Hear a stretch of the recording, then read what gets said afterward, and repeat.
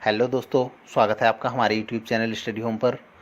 दोस्तों, NCERT history notes के इस वीडियो में आज हम बात करेंगे प्रस्तर युग यानी आदि मानव काल के बारे में। दोस्तों, हमने ये नोट्स महेश कुमार बर्णवाल की बुक संक्षिप्त इतिहास एनसीईआरटी सार से तैयार किए हैं। दोस्तों, हमारा दावा है कि अगर आप ये नोट्स तैयार कर लेते हैं तो आपको किसी अन्य बुक को पढ़ने की आवश्यकता नहीं है। अगर आप किसी भी प्रतियोगी परीक्षा जैसे IAS, PCS, UGC net, JRF या टीजीटी, पीजीटी जैसी किसी भी प्रतियोगी परीक्षा की तैयारी कर रहे हैं तो हमारी ये वीडियो सीरीज़ आपके लिए बहुत ही उपयोगी साबित होगी। तो आइए दोस्तों, शुरुआत करते हैं। आज का टॉपिक है प्रस्तर युग यानी आदि मानव काल। दोस्तों, प्रस्तर पत्थर का ही शुद्ध रूप है। पत्थर यानी कि पाषाण युग, पाषाण काल।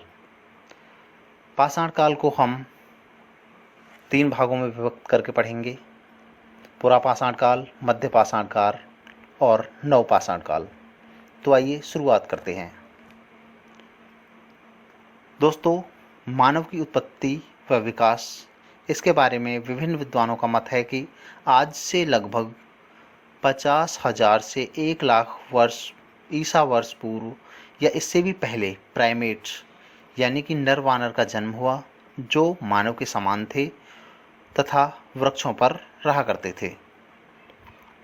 धीरे धीरे ये प्राणी वृक्षों से उतरकर अपने पिछले पैरों पर खड़े होकर चलना सीख गए और भूमि पर ही रहने लगे।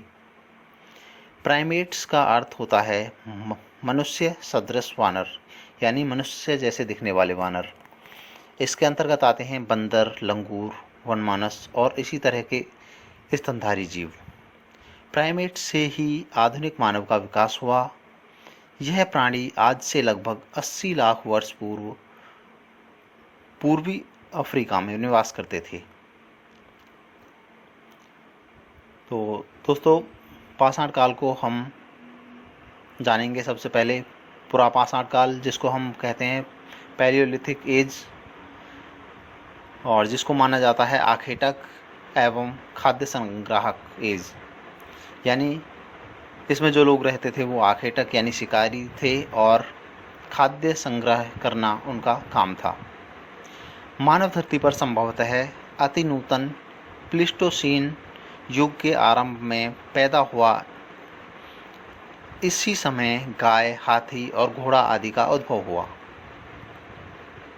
महाराष्ट्र के बोरी नामक स्थान से नए तथ्यों के विश्लेषण से अब तक मानव की भारतीय उपमहाद्वीप में उपस्थिति 14 लाख वर्ष पूर्व मानी जा रही है।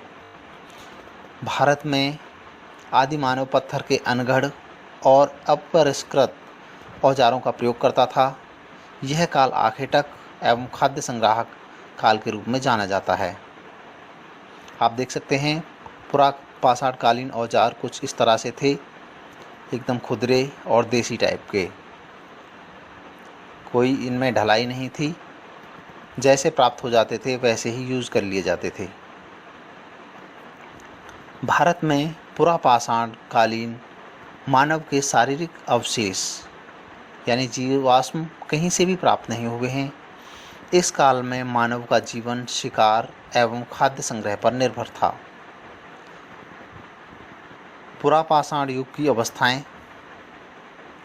भारतीय पुरा पाषाण युग को 3 भागों में बांटा जाता है: आरंभिक या निम्न पुरा पाषाण काल, मध्य पाषाण काल और उच्च पाषाण काल। पहली अवस्था को 5 लाख ईसा पूर्व से 50,000 ईसा पूर्व के मध्य, दूसरी अवस्था को 50,000 ईसा पूर्व से 40,000 ईसा पूर्व के मध्य और तीसरी अवस्था को 40,000 ईसा पूर्व से 10,000 ईसा पूर्व के मध्य माना जाता है। निम्न पुरा पाषाण काल, जिसका टाइम है 5 लाख ईसा पूर्व से लेकर 50,000 ईसा पूर्व तक। इस काल में मानव मूलतः क्वार्टजाइट पत्थर का प्रयोग करते थे तथा इस काल के उपकरणों को 2 भागों में विभक्त किया जाता था। एक था चॉपर चॉपिंग यानी पेबल संस्कृति। इस संस्कृति से संबंधित उपकरण सर्वप्रथम पंजाब की सोहन नदी से प्राप्त हुए हैं। इसी कारण इसे सोहन संस्कृति भी कहा जाता है। दूसरा है हैंड एक्स संस्कृति। इसके उपकरण सर्वप्रथम मद्रास के समीप पाद मदुराई और अतिरमपक्कम से प्राप्त हुए हैं, इसलिए इसे मद्रास संस्कृति भी कहते हैं। सर्वप्रथम आग का प्रयोग करने का प्रमाण इस काल में चीन के चाओ जू कोजियन गुफा से प्राप्त होता है, लेकिन इस समय आग का प्रयोग नियमित नहीं होता था। सर्वप्रथम रॉबर्ट ब्रूस फुट, जो कि एक अंग्रेज भूवैज्ञानिक और पुरातत्ववेत्ता थे, उन्होंने सन 1863 ईस्वी में मद्रास के पास पल्लवरम नामक स्थान से हैंड एक्स प्राप्त की थी। आरंभिक पुरापाषाण काल के स्थल पाकिस्तान में स्थित पंजाब की सोवन या सोहन नदी की घाटी में भी पाए जाते हैं। आरंभिक पुरापाषाण कालीन औजार उत्तर प्रदेश के मिर्ज़ापुर जिले में बेलन नदी घाटी में पाए गए हैं। मध्य प्रदेश के भोपाल के पास भीमबेटका की गुफाओं और शैलाश्रयों में औजार मिले हैं। शैलाश्रयों मतलब जो कि चट्टानों के अंदर रहने के स्थान होते थे, उनमें औजार मिले हैं जो लगभग 1 लाख ईसा पूर्व के हैं। मध्य नर्मदा घाटी के हथनौरा यानी होशंगाबाद से एक मानव की खोपड़ी मिली, जो कि भारत का एकमात्र मानव जीवाश्म है। आगे आता है मध्य पाषाण काल, जिसका टाइम है 50,000 ईसा पूर्व से लेकर 40,000 ईसा पूर्व तक। मध्य पाषाण काल में क्वार्टजाइट पत्थरों के स्थान पर जैस्पर, चर्ट और फ्लिंट आदि पत्थर प्रयुक्त होने लगे। फलक उपकरण की प्रधानता के कारण इस काल को फलक संस्कृति की भी संज्ञा दी जाती है। फलक एक प्रकार का औजार होता है जिसे पत्थर को तोड़कर बनाया जाता है। मध्य पुरापाषाण युग में मुख्यतः पत्थर के फलकों से बनी वस्तुओं का उपयोग होता था। इस युग के मुख्य औजार फलकों से बने विविध प्रकार के फलक, वेधनी, छेदनी और खुरचनी थे। आप देख सकते हैं चित्र में ये किस तरह के होते थे। इस काल में कुत्ते को पालतू बनाया गया था और श्रृंगार साधनों का प्रयोग होने लगा था। अब आता है उच्च पुरापाषाण काल, जिसका टाइम है 40,000 ईसा पूर्व से लेकर 10,000 ईसा पूर्व तक। इस युग के उपकरण ब्लेड की तरह पतले व धारयुक्त होते थे। उच्च पुरापाषाण काल के विश्वव्यापी संदर्भ में 2 विशेषताएं हैं। एक तो एक नए चकमक उद्योग की स्थापना और आधुनिक मानव यानी होमो सैपियंस का उदय। नया चकमक उद्योग, चकमक से मतलब है ये चिकने पत्थर होते थे जिनको रगड़कर आग जलाई जाती थी, और इसी काल में आधुनिक मानव होमो सैपियंस का उदय हुआ। तो आगे आता है मध्य पाषाण काल यानी मीसोलिथिक एज, जो कि कहलाता है आखेटक और पशुपालक।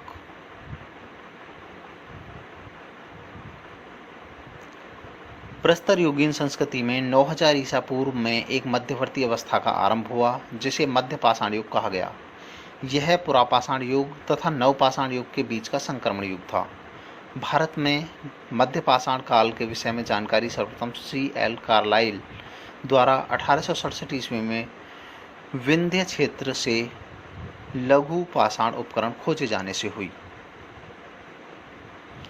मध्य पाषाण युग के लोग शिकार कर, मछली पकड़कर और खाद्य वस्तुओं का संग्रह कर जीवन यापन करते थे।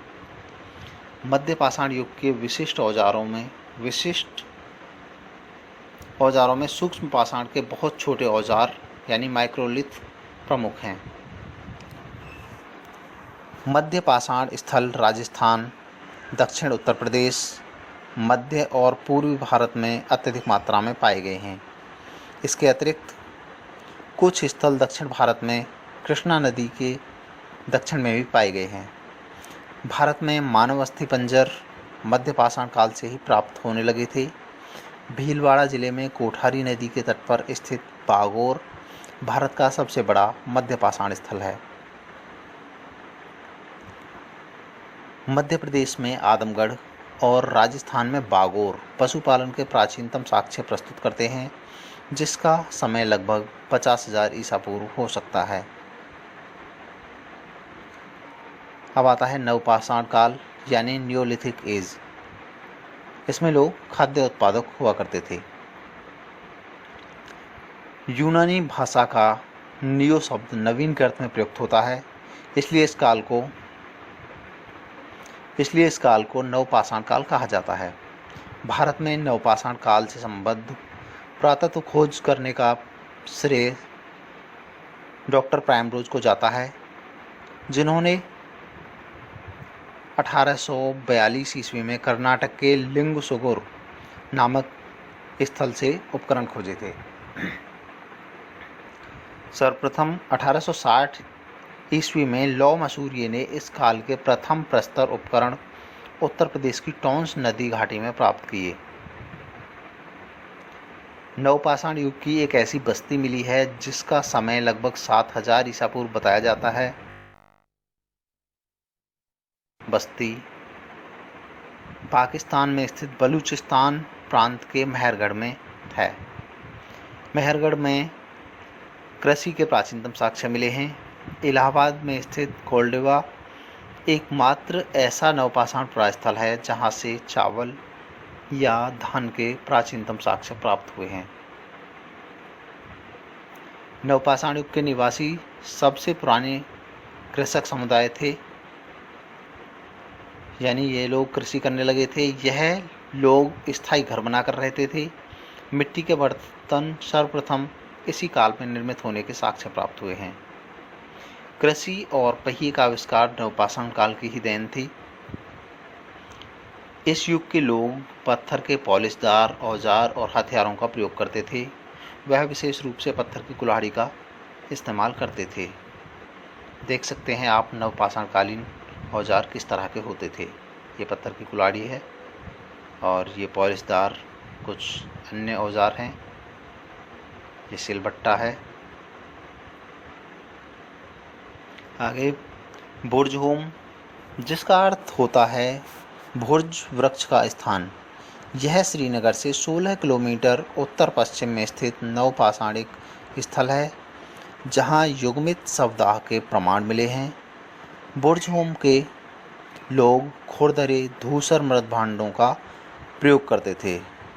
मृदभांड मतलब मिट्टी के बर्तनों का प्रयोग करते थे। यहाँ कब्रों में पालतू कुत्ते अपने मालिकों के शवों के साथ दफनाए जाते थे। इस काल के लोग कृषि और पशुपालन दोनों तरह के कार्य करते थे। कश्मीर में पाषाण युगीन लोग अत्यधिक मात्रा में हड्डी के औजारों और हथियारों का प्रयोग करते थे। भारत में सिर्फ चिरांद ही एक ऐसा स्थान है जहां हड्डी के अनेक उपकरण पाए गए हैं। यह स्थान गंगा के उत्तरी किनारे पर पटना से 40 किलोमीटर पश्चिम में स्थित है। संभवतः तांबे का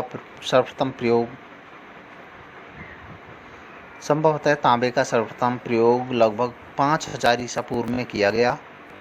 इसका प्रमाण अतिरम्पक्कम मद्रास से प्राप्त तांबे की कुल्हाड़ी है।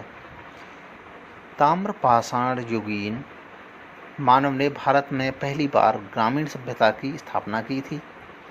तकनीकी दृष्टि से ताम्रपाषाण अवस्था हड़प्पा की कांस्य युगीन संस्कृति से पहले की है, लेकिन कालक्रम के अनुसार भारत में हड़प्पा की कांस्य संस्कृति पहले और अधिकांश ताम्रपाषाण युगीन संस्कृति बाद में आती है।